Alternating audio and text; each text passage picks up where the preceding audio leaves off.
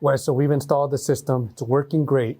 But what happens when we have an issue down the line? How do we troubleshoot on the controller? Sure, and there's different ways you can do that. One, you can do it on the mobile app, or you can do it on the controller. Today, I'm going to show you how to do it on the controller. Sure. So the first step we're going to do is we're going to go to 2WIRE settings.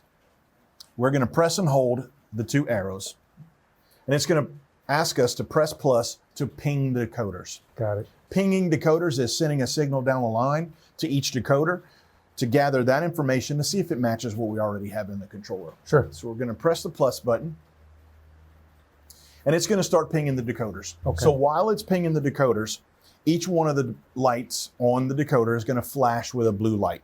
If you have a decoder that is not flashing blue, that could be your first indication that you may have an issue in that area or on that decoder.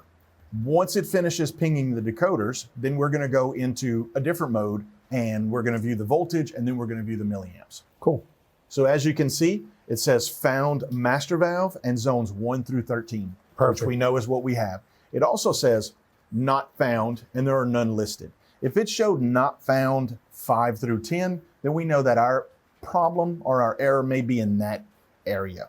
Perfect. We're going to press the next button, the right arrow, and go into something we call power measure mode.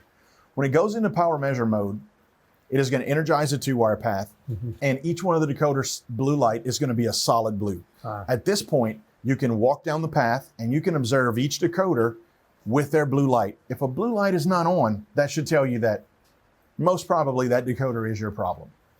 So it's showing our voltage at 27 volts, and a healthy voltage line on ESP-2WIRE should be somewhere between 26 and 28 volts.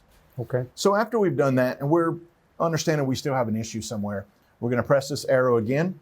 First, we're going to view our milliamps, and it's telling us we have 125 milliamps. So ESP-2WIRE decoders are going to draw about 7 milliamps with the light on. And at this point, we're still in power measure mode. So we're going to be drawing about 7 milliamps per decoder times the 14 we have. Sure. We're about 125 milliamps. So we're about on path here.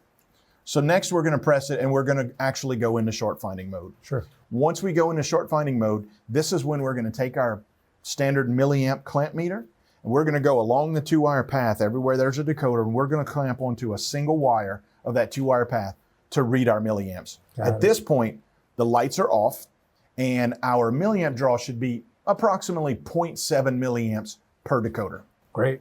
Once we finish short finding mode, all we have to do is simply turn the dial to auto, and we're back to our regular scheduled program. Wes, it's not as difficult as I thought. I think my guys will be able to handle this. Thank you.